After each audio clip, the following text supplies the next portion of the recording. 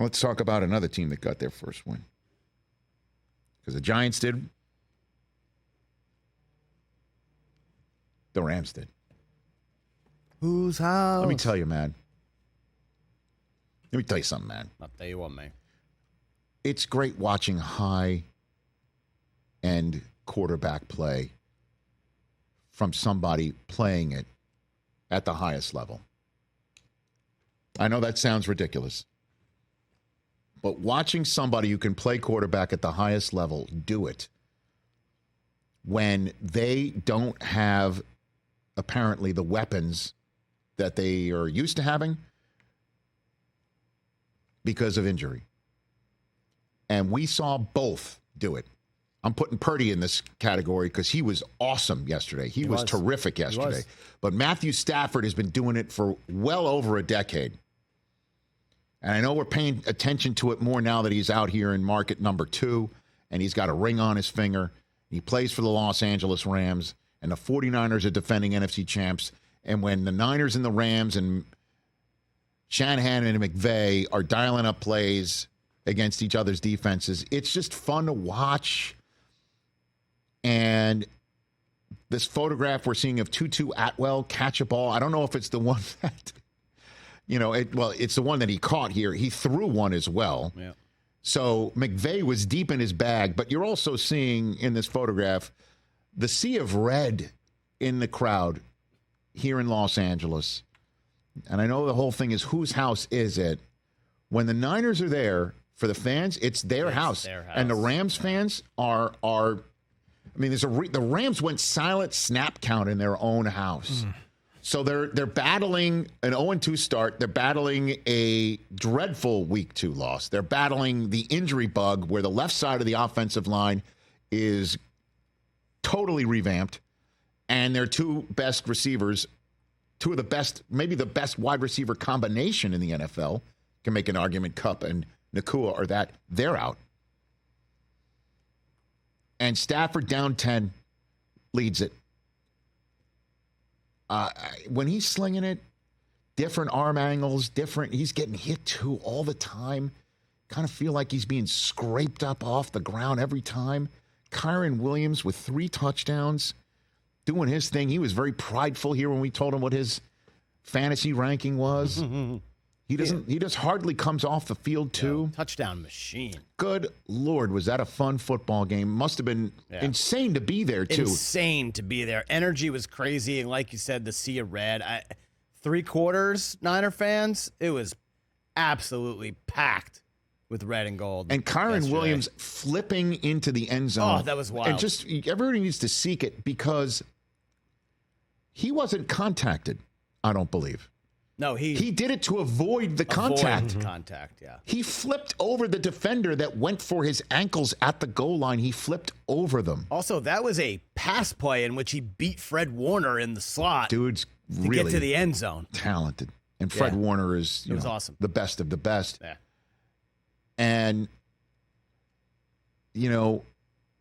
the Niners themselves without Kittle, without Debo, whole without bunch of McCaffrey. Stars missing in this game. Okay, so they were down 2. I do want to say this. Brock Purdy is an elite quarterback in this league, guys. You saw it in your front of you. I don't know why you can't buy it, man. Why can't you buy it with this What does elite guy? mean? What does elite mean? Elite is I just don't like that word. Difficult to defend, difficult to beat, doesn't get down, doesn't make the mistakes on his own. He's not perfect. He's getting better and better. He was really good yesterday. Wide receivers kind of let him down. It was impossible. Niners had the dropsies a little bit. Get him on the ground. Well, the Rams had little pass rush. Dude. All right. You were there, so you saw it. He was running for his life half the time. He was booting out. He was making throws on the run.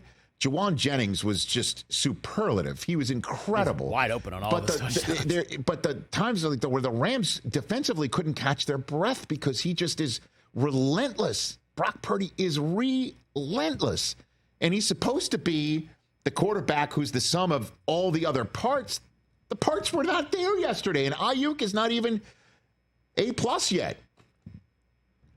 I mean, Ayuk was kind of a non-factor yesterday. Didn't even know he was on the field. Okay, Ricky Pearsall, the receiver they got from in the first round, he's not there. And he, damn near with Jordan Mason beat the Rams in their house. Yeah, Jordan Mason had a good game. I was so impressed with Purdy, and Steve Young told Susie and Amy on what the football he needs to run it more. Maybe have some more run. He was running his ass off. He's played incredible football yesterday. He is definitely not the reason they lost. The two Michigan men let him down. Jake Moody missed a field goal, and Ricky Bell had a ball in his hands he looked like a defender, like he fought it off. Yeah. If he caught that would have been all she wrote. The Rams would never have had that comeback. It was on the final drive of the game that the Niners had to punt it back, and then the Rams got an incredible punt return from a kid who hadn't had a touch in the NFL yet. And he runs it back to the plus side of the field. Stafford does the rest. Come on, man. What a game. Saved the Rams season. They're going into Chicago next. I have no idea what's going to come out of that game. Zero. Right. And then Jordan Love, we're assuming, will be back in week 4 for Green Bay against Minnesota. They'll be here in week 5. Then they got a bye. My goodness, if there's any team that needs a bye more than the Rams, I'd like to see it. Save the season in a way that nobody saw coming, and perfect encapsulation by Sean McVay when he went to the podium yesterday. Because I said the words, and I'm sure you said the words, and others around you said these words about this game. It was over. Hit it. All right, holy